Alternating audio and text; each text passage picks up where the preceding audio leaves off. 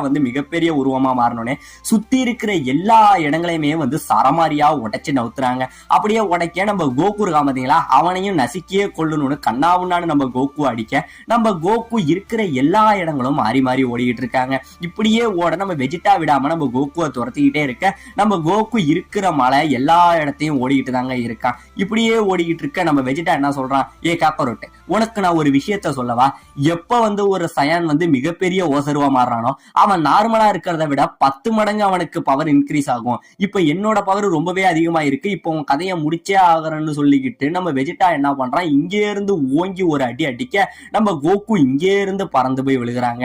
இப்ப பறந்து போய் விழுந்துகிட்டு இருக்க நம்ம கோகு யோசிக்கிறான். அதாவது நம்ம கோகு வந்து தான் எப்பெல்லாம் மங்கியா மாறானோ அவனுக்கு சுயநினைவே இருக்காது. சோ இப்பதாங்க நம்ம கோகு புரிஞ்சுக்கிறான். அதாவது கோகு சின்ன வயசா இருக்கும் போதே அவங்க தாத்தா கோஹான் இருக்காரு பாத்தீங்களா, அவரு நம்ம கோகு கிட்ட ஒரு வார்த்தை சொல்லி இருப்பாரு, கோகு முழு பௌர்ணமி அதுமா நீ வெளியில வராத, ஏன்னா நீ வெளியில வந்தீங்கன்னா ஒரு மிகப்பெரிய குரங்க அலைஞ்சுகிட்டு இருக்கும், அது உன்னை கொன்னுடும் அப்படிங்கிற மாதிரி சொல்லி இருப்பாருங்க. இந்த பக்கம் நம்ம காமி இருப்பாரு பாத்தீங்களா, அவருமே கோகு இந்த வாழு உங்ககிட்ட இருக்கிறது பிரச்சனை, அதனால நான் அதை எடுத்துறேங்கிற மாதிரி அவருமே இந்த வாழை பத்தி சொல்லி இருப்பாரு.